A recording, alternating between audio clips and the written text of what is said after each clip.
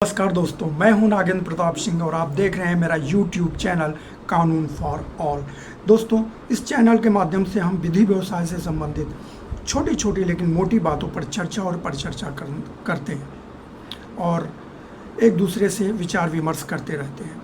मित्रों, आज का जो विषय है वो हमारे वरिष्ठ नागरिकों और माता पिता से संबंधित है। आपने समाज में अक्सर ही ऐसा देखा होगा रोज़मर्रा की ज़िंदगी में कि बहुत सारे वृद्ध यानी कि वरिष्ठ नागरिक लावारिस की हालत में सड़क पर एक जगह से एक स्थान से दूसरे स्थान पर भटकते हुए दिखाई दे जाते हैं। कभी कभी वो दंपत्ति के रूप में होते हैं और कभी कभी वो अकेले होते हैं। उनकी हालत अत्यंत ही दयनीय होती है। फिर विचार आता है कि आखिर ये ऐसी अवस्था में क्यों आए और इसके पीछे रीजन क्या है, इसके पीछे कारण क्या है। तो मित्रों, इसके पीछे समाज की उदासीनता, सगे संबंधियों का उपेक्षापूर्ण व्यवहार और सबसे बड़ा उन वरिष्ठ नागरिकों के बच्चों का उनके प्रति उदासीन रवैया, उनसे छुटकारा प्राप्त करने की चाह, यही कारण है कि ये हमारे वरिष्ठ नागरिक सड़कों पर लावारिस की हालत में अत्यंत ही दयनीय स्थिति में अपना जीवन यापन करने के लिए बाध्य होते हैं। तो मित्रों, इन वरिष्ठ नागरिकों को एक गरिमामय जीवन प्रदान करने के लिए, उनका अधिकार और हक प्रदान करने के लिए ही सरकार के द्वारा एक अधिनियम को लागू किया गया। इस अधिनियम को हम the maintenance and welfare of parents and senior citizen act 2007 के नाम से जानते हैं। इसका नाम सबटाइटल्स के रूप में दिया जा रहा है, आप पढ़ सकते हैं। मित्रों, ये जो अधिनियम है ये एक रामबाण की तरह हमारे वरिष्ठ नागरिकों को सुरक्षा प्रदान करता है। इसमें तो बहुत सारी धाराएं हैं, परंतु धारा 5 और धारा 23 एक क्रांतिकारी कदम के रूप में इनके जीवन को गरिमामय बनाने के लिए अधिक प्रभावशाली सिद्ध हुए हैं। तो सबसे पहले हम ये बात कर लेते हैं कि जो ये अधिनियम है the maintenance and welfare of parents and senior citizen act 2007 में क्या क्या हो सकता है और कौन सा ट्रिब्यूनल या कौन कॉम्पिटेंट अथॉरिटी है या कौन से कोर्ट में इस अधिनियम के अंतर्गत हम जो हमारे वरिष्ठ नागरिक हैं, जो पेरेंट्स हैं, वो अपना अधिकार प्राप्त करने के लिए अर्जी दाखिल कर सकते हैं न्याय पटल पर। तो सबसे पहले हम इस विषय में आते हैं कि कहाँ पर इस अधिनियम के अंतर्गत अर्जी दाखिल की जा सकती है। तो मित्रों, सबसे पहले तो इसके पात्र यानी कि सुपात्र के ऊपर दृष्टि डालते हैं। ये अधिनियम हमारे समाज के वरिष्ठ नागरिकों को, जिनके बच्चे हैं तो उनके विरुद्ध, या जिनके बच्चे नहीं हैं तो उनके सगे संबंधियों के विरुद्ध मेंटेनेंस प्राप्त करने के लिए अर्जी न्याय पटल पर प्रेषित करने का अधिकार देता है। खासकर माता पिता जिनके बच्चों ने उनसे ज़मीन जायदाद तो हासिल कर ली है, परंतु उनका लालन पालन करने के लिए, उनका पालन पोषण करने से अपना हाथ खींच लेते हैं और उनको अत्यंत दयनीय स्थिति में छोड़ देते हैं बाकी का जीवन जीने के लिए दूसरों के आश्रय।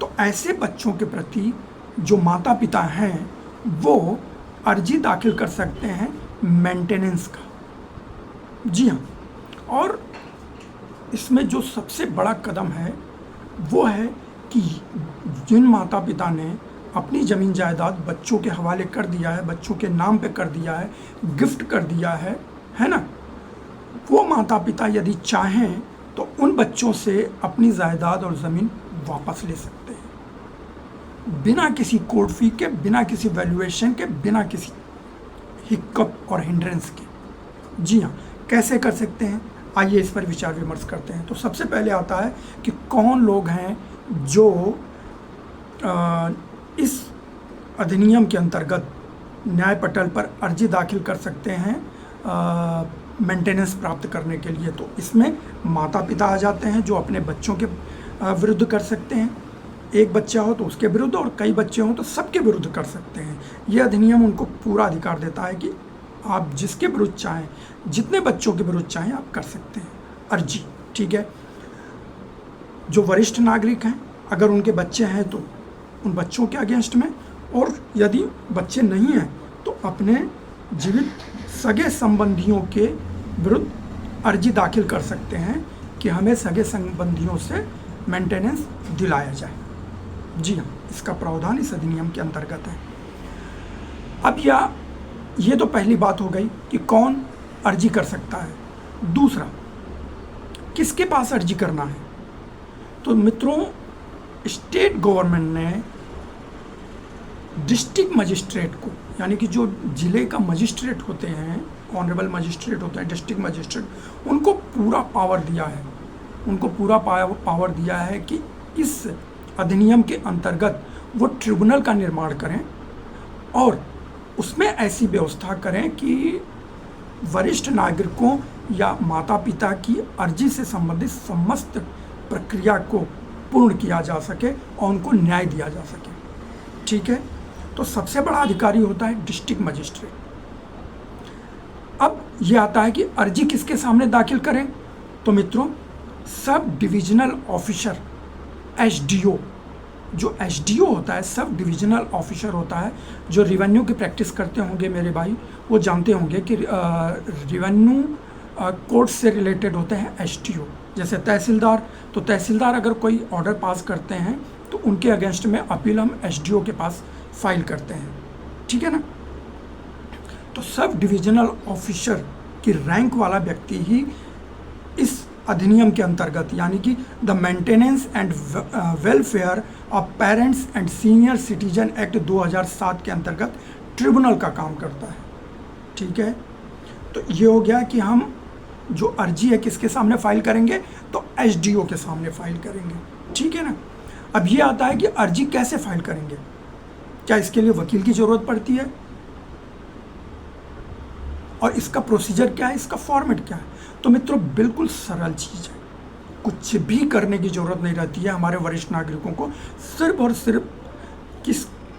और सिर्फ नाम, पता, अपना नाम और पता, जिनके विरुद्ध उनको अर्जी करनी है उनका नाम और पता, उनका पेशा, ठीक है ना, और अपना दुख, यानी कि किस कारण ये आप अर्जी कर रहे हो वो लिखकर, आप एक सादे कागज़ में भी लिखकर एसडीओ के सामने साइन करके, हस्ताक्षर करके पेश कर सकते हैं।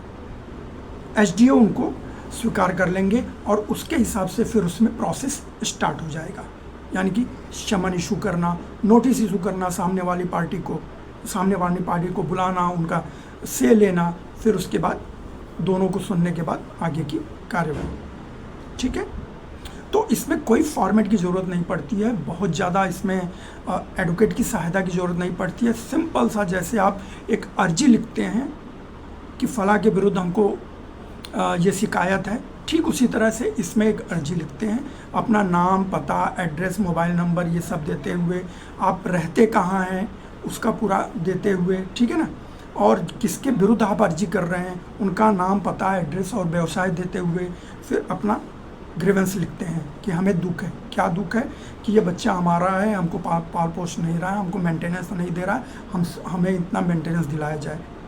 और यदि आपने उनको अपनी प्रॉपर्टी दे दी है, गिफ्ट कर दी है, तो उस प्रॉपर्टी को वापस पाने के लिए भी आप इसमें फैक्ट डाल सकते हैं, अर्जी लिख सकते हैं कि हम हमारी प्रॉपर्टी इन्होंने ले ली है, हमने स्नेह से, प्रेम से इनको प्रॉपर्टी दे दी है, हमें ये लगता था कि हमारा पालन पोषण करेंगे, लेकिन प्रॉपर्टी लेने के बाद इन्होंने हमारा पालन पोषण नहीं किया, तो हमारी वो प्रॉपर्टी वापस दिलाई जाए।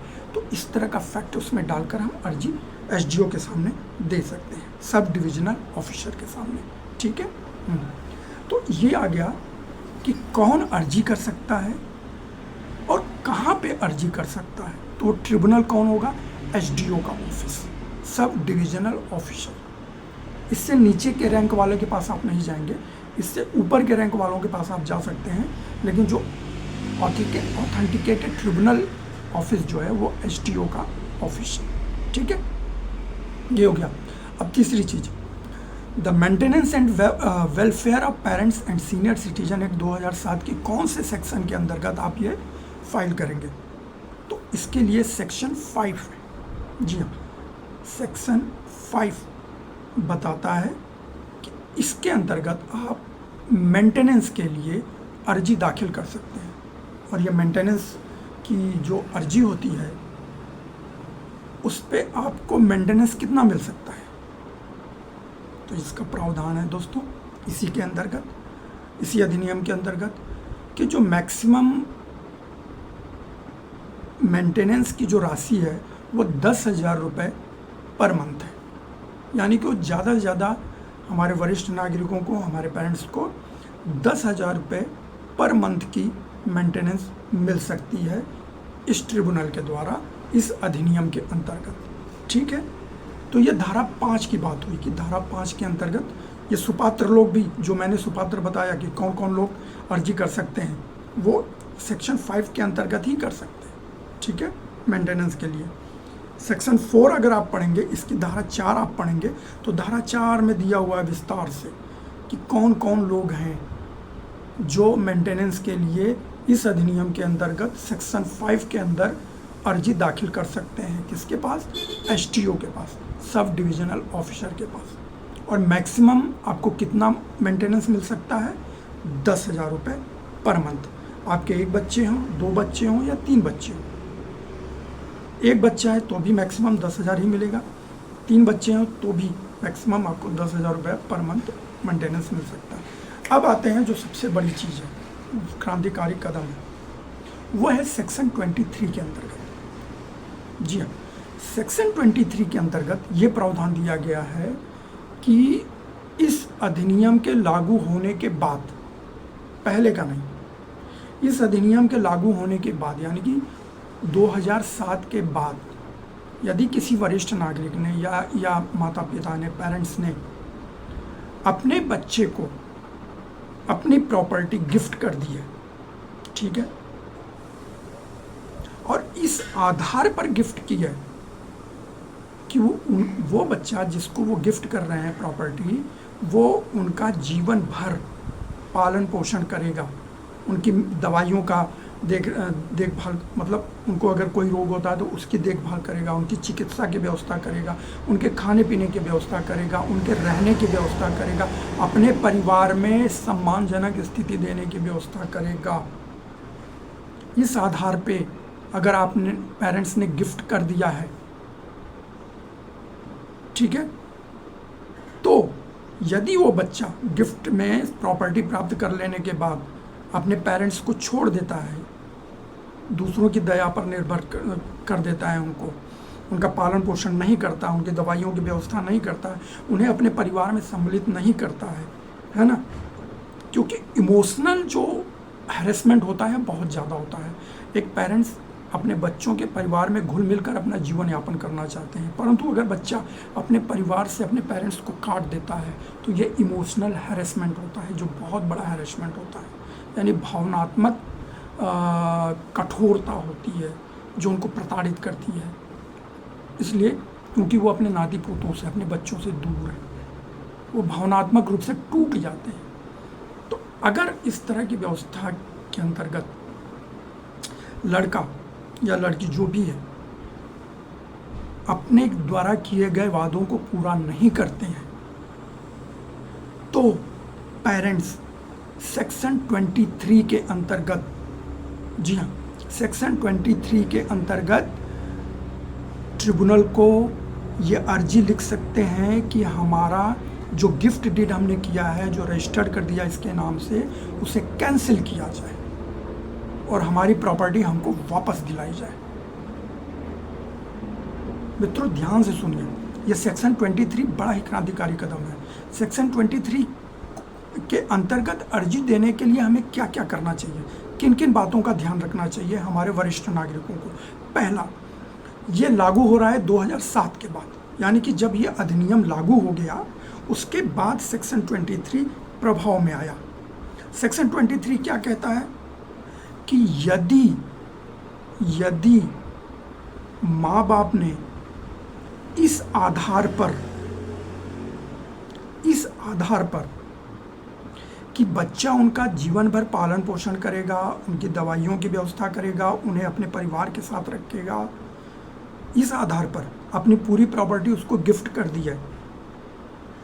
और लड़का वादा करने के बाद भी, आश्वासन देने के बाद भी प्रॉपर्टी प्राप्त कर लेता है और अपने माँ बाप को छोड़ देता है, लावारिस हालत में छोड़ देता है, उनके खाने पाने की पीने की व्यवस्था नहीं करता है, दवाइयों की व्यवस्था नहीं करता है, उनके वस्त्रों की व्यवस्था नहीं करता है और अपने परिवार में उनको सम्मिलित नहीं करता है, यानी कि पूरी तरह से अपनी बात से पलट जाता है। ऐसी परिस्थिति में सेक्शन 23 उन पेरेंट्स को यह अधिकार देता है कि वो ट्रिब्यूनल के सामने अर्जी दाखिल करें कि उनके द्वारा जो गिफ्ट डीड की गई है उसको कैंसिल कर दिया जाए,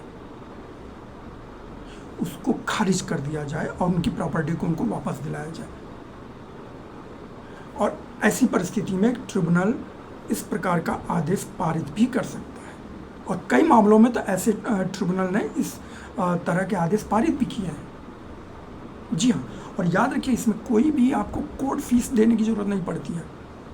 जब आप एक सिविल सूट फाइल करते हैं तो जितने का आप पोजीशन मांगते हैं या गिफ्ट डीड कैंसिल कराने की बात करते हैं, अगर आप सिविल सूट में जाएंगे तो गिफ्ट डीड, सपोज कीजिए जो प्रॉपर्टी आपने गिफ्ट की है उसकी कीमत अगर 10 लाख रुपए है तो आपको 10 लाख रुपए के ऊपर कोर्ट फी भी भरना पड़ेगा। ये सिविल सूट में होता है। परंतु अगर पेरेंट्स ये the maintenance and welfare of parents and senior citizen act 2007 की धारा 23 के अंतर्गत ट्रिब्यूनल के सामने अर्जी करते हैं तो उन्हें कोई भी कोर्ट फी देने की ज़रूरत पड़ती ही नहीं है। यहाँ वकील साहब लोगों की ज़रूरत ही नहीं है।